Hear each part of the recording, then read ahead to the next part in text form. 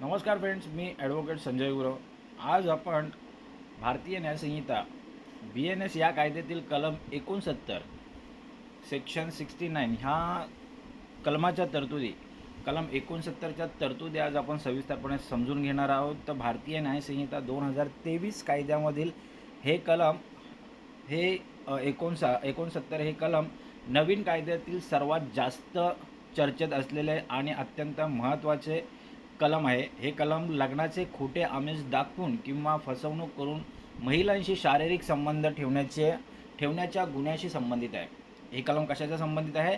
तर हे कलम लग्नाचे खोटे आमिष दाखवून किंवा फसवणूक करून महिलांशी शारीरिक संबंध ठेवण्याच्या गुन्ह्याशी संबंधित आहे. जुन्या भारतीय दंडसंहिता म्हणजेच IPCमध्ये यासाठी स्वतंत्र कलम असे नव्हते.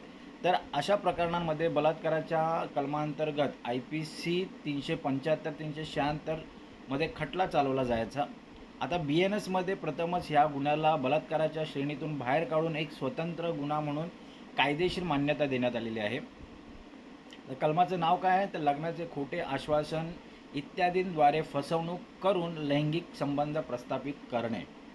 काय आहे कलमाचं नाव काय आहे? तर लग्नाचे खोटे आश्वासन इत्यादींद्वारे फसवणूक करून लैंगिक संबंध प्रस्थापित करणे होय.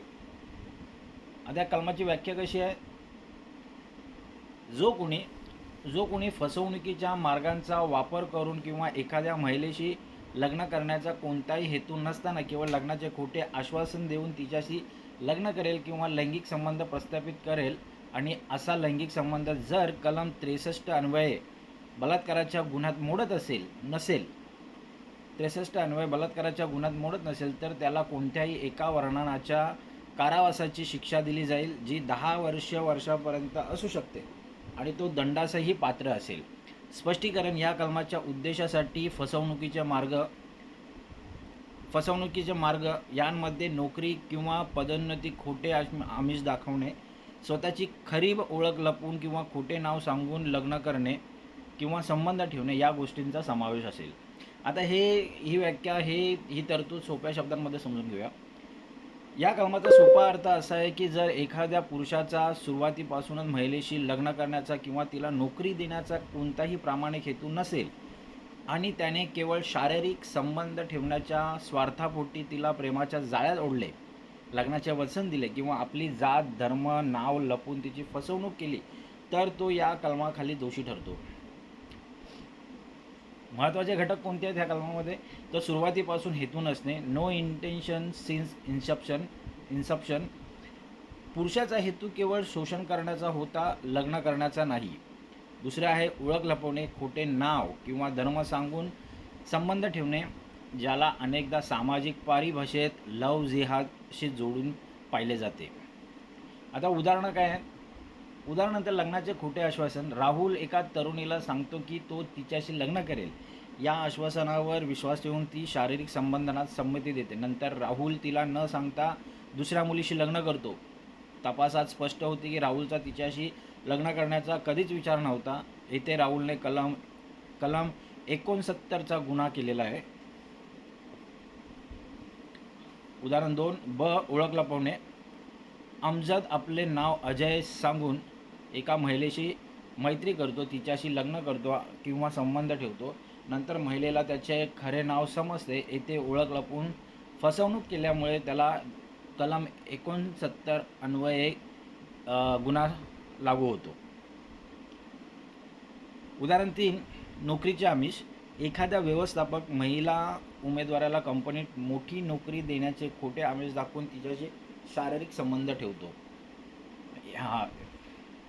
त्या व्यवस्थापकाने कलम 69 अन्वये गुन्हा केलेला आहे. आता हे कलम का बरं अस्तित्वात आलेलं आहे? जुन्या कायद्यात म्हणजे IPC या कायद्यात लग्नाचे खोटे आमिष दाखवून संबंध ठेवल्यास थेट बलात्काराचा IPC 376 अन्वये गुन्हा दाखल व्हायचा. परंतु सर्वोच्च न्यायालयाने अनेक खटल्यांमध्ये असे निरीक्षण नोंदवले की सहमतीचे संबंध आणि लग्नाचे खोटे आश्वासन या दोन्हींमध्ये सूक्ष्म फरक आहे. जर दोन व्यक्ती परस्पर संमतीने रिलेशनशिपमध्ये असतील आणि नंतर काही कारणास्तव उदाहरणार्थ कुटुंबाचा विरोध त्यांचे लग्न होऊ शकले नाही तर पुरुषाला थेट बलात्कारी घोषित करणे चुकीचे आहे. खऱ्या अर्थाने फसवणूक करणाऱ्यांना शिक्षा मिळणे आणि दुसरीकडे परस्पर संबंधीने राहिलेल्या पण लग्न तुटलेल्या पुरुषांवर बलात्काराचा शिक्का बसू नये, या दोन्ही बाजूंचा समतोल साधण्यासाठी हे स्वतंत्र कलम आणण्यात आलेलं आहे. आता महत्त्वाचे उद्दिष्ट आणि महत्त्व काय बघूया कलमाचं. उद्दिष्ट काय तर महिलांचा विश्वासघात आणि फसवणुकीच्या माध्यमातून होणाऱ्या लैंगिक शोषणाला प्रतिबंध करणे. महत्त्व काय, हे कलम बलात्कारापेक्षा वेगळे आहे. यामुळे पुरुषांवर थेट बलात्कारी रेपिस्ट हा सामाजिक डाग लागत नाही, पण फसवणुकीसाठी 10 वर्षांची कडक शिक्षा दिली जाते. यामुळे कायद्यातील अस्पष्टता संपली आहे. आता ह्या संबंधात लॅटिन मॅक्झिम कोणता आहे, सिद्धांत कोणता आहे, हा गुन्हा फ्रॉस ओमनिया करमपीट या लॅटिन सिद्धांतावर मॅगझिनवरती चालतो. याचा अर्थ असा होतो की फसवणूक प्रत्येक गोष्टीला दूषित शून्य करते. फ्रॉड विषय आहेत एव्हरीथिंग. जरी महिलेने शारीरिक संबंधासाठी संमती दिली असली तरी ती संमती खोट्या आश्वासनावर फ्रॉडवर आधारित असल्यामुळे कायद्याच्या नजरेत ती मुक्त संमती मानली जात नाही. कलमांचे उल्लंघन काय, उल्लंघन शिक्षा आणि उपाय. खोटे नाव.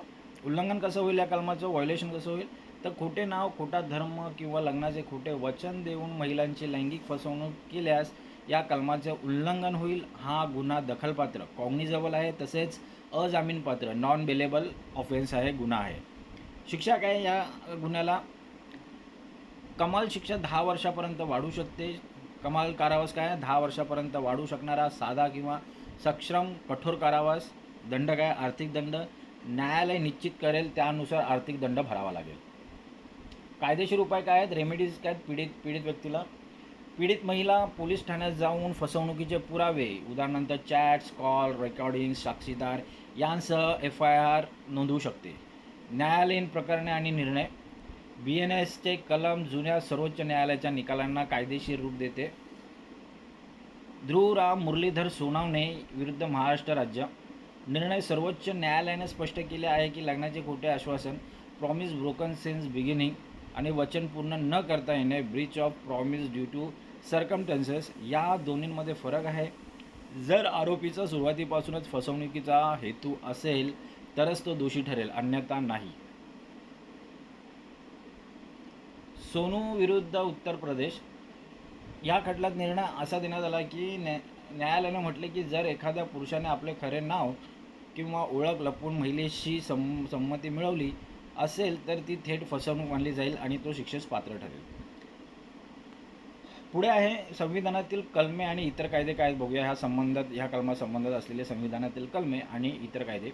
तर भारतीय संविधानातील कलम 21 आर्टिकल 21 वैयक्तिक स्वातंत्र्य आणि प्रतिष्ठेने जगण्याचा अधिकार, महिलांच्या भावनांशी आणि शरीराशी खेळणे या अधिकाराचे हनन आहे.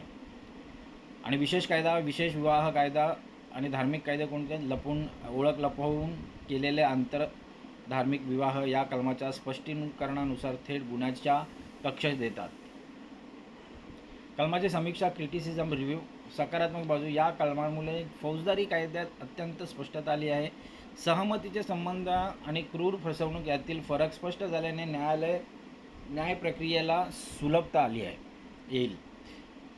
आव्हान काय आहे, न्यायालयात हे सिद्ध करणे पोलिसांसाठी अत्यंत कठीण असते की पुरुषाचा हेतू सुरुवातीपासूनच खोटा होता की परिस्थितीमुळे त्याने निर्णय बदलला. मानसिक हेतू, मेन स्त्रिया सिद्ध करण्याच्या या गुंतागुंतीमुळे अनेकदा खटले दीर्घकाळ रेंगाळू शकतात. तसेच ब्रेकअप झाल्यानंतर सूड उगवण्यासाठी या कलमाचा गैरवापर होण्याची भीतीही व्यक्त केली जाते. निष्कर्ष काय काढता येईल या कलमाचा, तर भारतीय न्यायसंहितेचे कलम 69 हे आधुनिक काळातील नातेसंबंध आणि त्यामध्ये होणाऱ्या फसवणुकीला आळा घालणारे एक प्रगतशील पाऊल आहे. हे कलम स्पष्ट करते की महिलांची संमती ही मौल्यवान आहे. ती खोट्या वचनांवर किंवा खोट्या ओळखीवर मिळवली असल्यास कायदा गुन्हेगाराला 10 वर्षांसाठी तुरुंगात पाठवू शकतो. हा सुवर्ण मध्य साधून कायदा महिलांचे संरक्षणही करतो आणि पुरुषांवर अन्यायी शिक्के बसवण्यास यंत्रणेला वाचवतो. तर मित्र, आज आपण भारतीय न्यायसंहिता या कायद्यातील कलम 69 या कलम 69च्या तरतुदी आज आपण सविस्तरपणे पाहिलेल्या आहेत, समजून घेतलेल्या आहेत. हे कलम अधिक चांगल्या प्रकारे, ह्या कलमाच्या तरतुदी अधिक चांगल्या प्रकारे समजून घेण्यासाठी हा व्हिडिओ तुम्ही वारंवार पहा, जेणेकरून ह्या कलमाच्या तरतुदी तुम्हाला अधिक चांगल्या प्रकारे समजतील.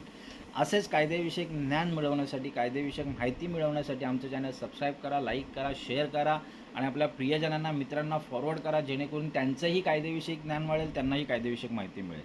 तर आज आपण इथंच थांबूया. धन्यवाद.